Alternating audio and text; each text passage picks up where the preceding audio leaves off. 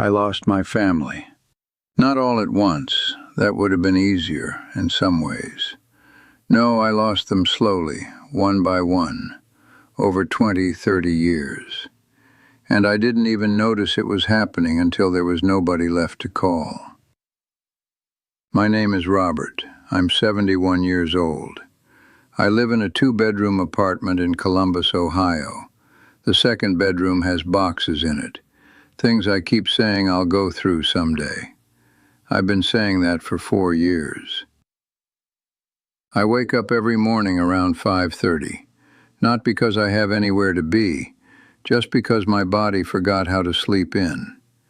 I make coffee, the cheap kind, the store brand, and I sit at the kitchen table and I look out the window at the parking lot.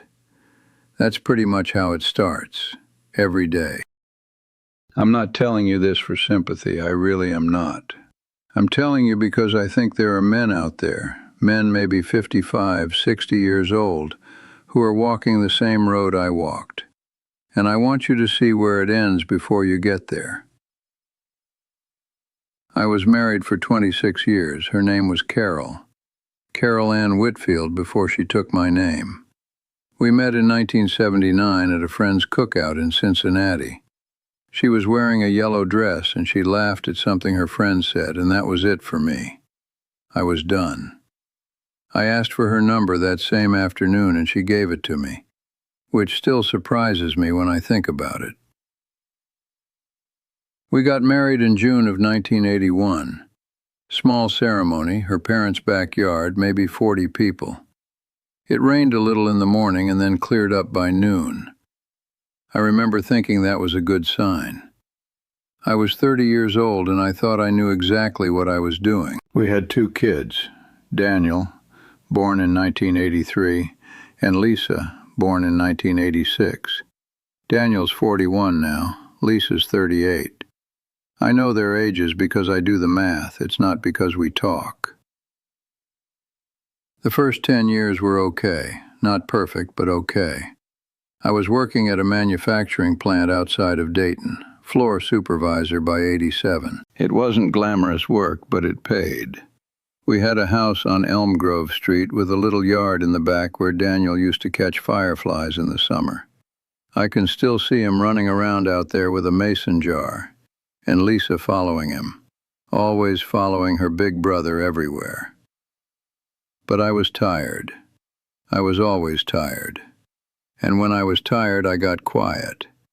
And when I got quiet, I got distant. And I didn't understand back then that to the people living in the same house as you, distant feels like absent, and absent feels like you don't care.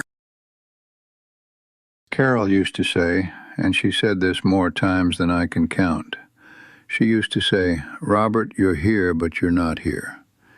And I'd say, "Carol, I just got home from 12 hours on that floor. Can you give me 20 minutes?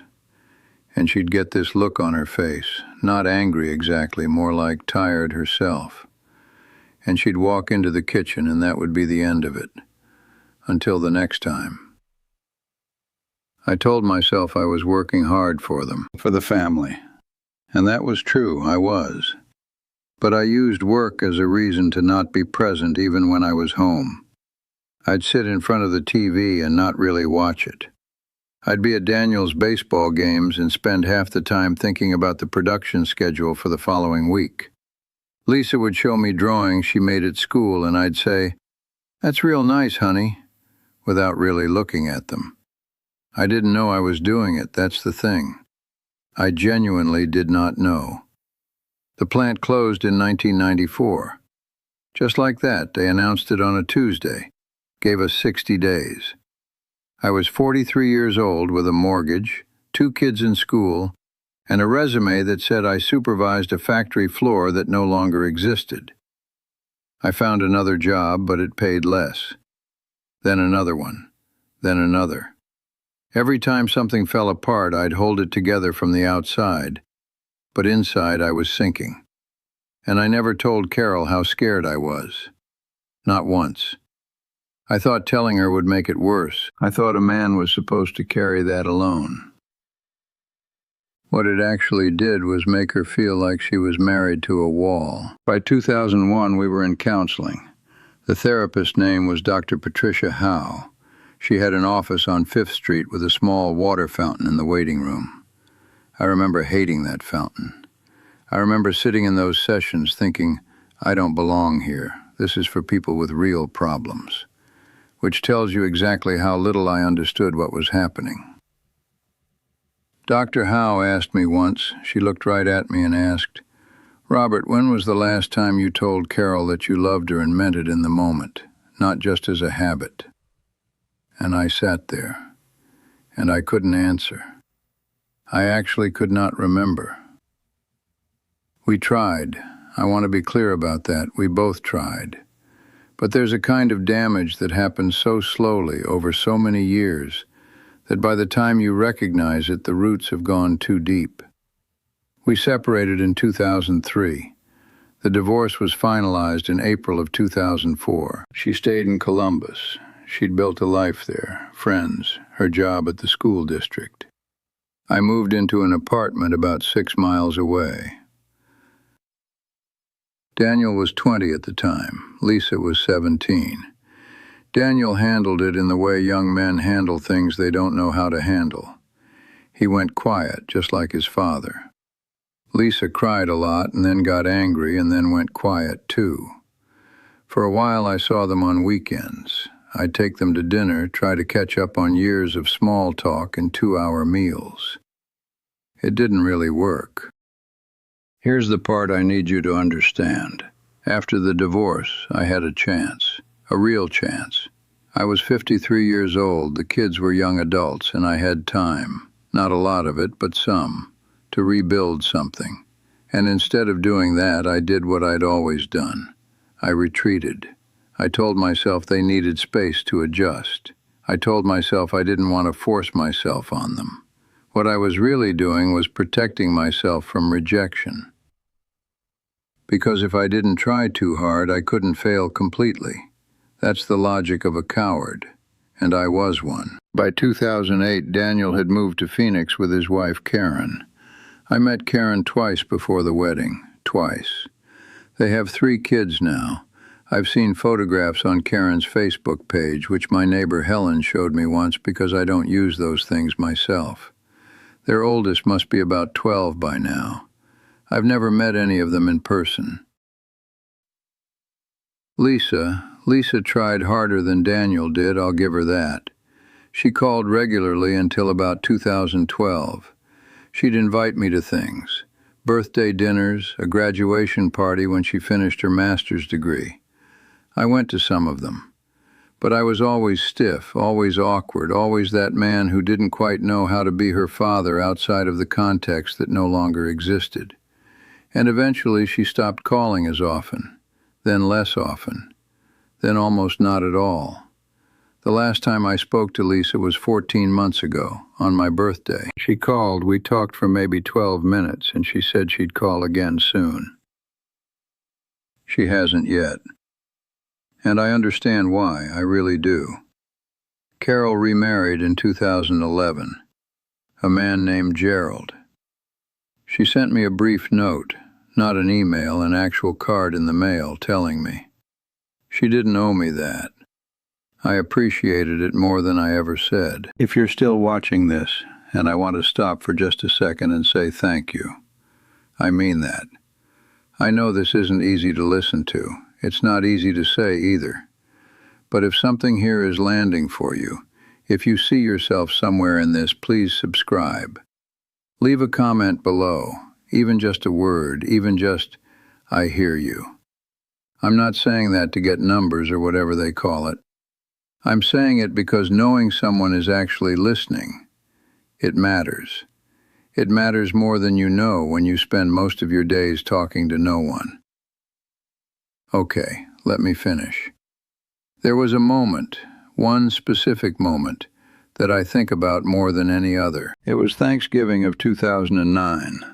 Lisa had organized a dinner at her apartment in Columbus, a small place she was renting near the university. Daniel and Karen flew in from Phoenix. Carol came with Gerald, which was uncomfortable, but we were all trying. And I sat at that table, surrounded by my children, my ex-wife, and people I barely knew, and I felt like a stranger at a dinner I'd been invited to out of obligation. I watched Daniel laugh at something Gerald said. Really laugh, open and easy. The way he used to laugh when he was 8 years old, catching those fireflies. And I realized that Gerald, a man who'd known my son for 2 years, was more comfortable in a room with him than I was. I excused myself after dinner, saying I had a long drive. Daniel walked me to the door. He shook my hand. My own son shook my hand like I was a business acquaintance. And he said, "Drive safe, Dad." And that was it. I sat in my car in the parking lot for about 20 minutes before I could drive. I'm not telling you this to paint myself as a victim. I made every choice that led to that parking lot. Every single one. I chose work over presence. I chose silence over vulnerability. I chose my pride over the humiliation of admitting I was scared and lost and didn't know how to be a husband or a father the way I should have been. And by the time I understood what I'd done, the damage had compounded for so long that I didn't know where to begin undoing it. And so I didn't begin. I just kept going forward, alone, telling myself that's just how it turned out. I'm 71 now. My back hurts most mornings. I take 4 different medications that cost more than I'd like to think about. I live on Social Security and a small pension that barely covers the basics. There are months I have to decide between things. The kind of decisions you don't expect to be making at this age. I have a neighbor, Helen, who knocks on my door about once a week to check on me. She's 78 and in better shape than I am in most ways. I have a doctor I see every 3 months, a man named Dr. Osei, who asks how I'm sleeping and how my stress levels are. I tell him fine. Last Christmas, I sat in this apartment alone and watched an old movie on television. One of those black and white ones, I don't even remember which one. And I ate leftover soup for dinner. And I wasn't sad exactly. I was past sad by then. It was more like quiet. A very deep quiet that you stop fighting at some point. I don't know if Daniel and Lisa will ever really come back into my life.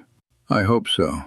I've written letters, actual letters on paper, to both of them in the last 2 years. Daniel didn't respond.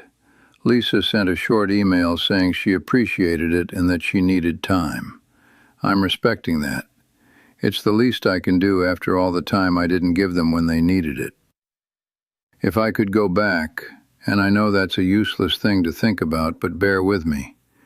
If I could go back to myself at 52 years old, standing in that apartment after the divorce, I'd say, start now. Not tomorrow. Not after you figure it out. Not once things settle down. Now. Pick up the phone and call your kid and say, I love you and I'm sorry and I want to do better. And then actually do better. Don't let shame keep you silent. Don't confuse showing up imperfectly with not showing up at all. Imperfect and present is worth 1,000 times more than perfect and gone. And to the men watching this who are 50, 55, 60, who are working long hours and coming home tired, and sitting in front of the TV while your family moves around you like furniture, please hear me. I know you're tired. I know you think they understand. I know you tell yourself you'll make up for it when things slow down. Things don't slow down. And they don't understand, not the way you think. And the time you're waiting for doesn't come. What comes instead is a Thanksgiving dinner where your son shakes your hand at the door. Don't let that be you, please. That's the only reason I'm sitting here talking into this camera. Because if one man sees this and calls his daughter tonight, then this was worth something.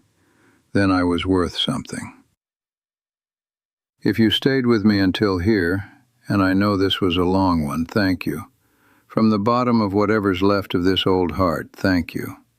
If any of this hit close to home for you, please share this video. Maybe send it to someone you know who's pulling away from the people they love. Sometimes we need to hear it from someone who's already standing on the other side of that mistake. And if you haven't subscribed yet, I'd be grateful if you did. I'm not going to pretend I understand exactly how all of this works, but I know that when I'm making these videos, I feel like someone's listening, and that's more than I can say for most of my days. Take care of yourselves, and more importantly, take care of the people who are still close enough to take care of.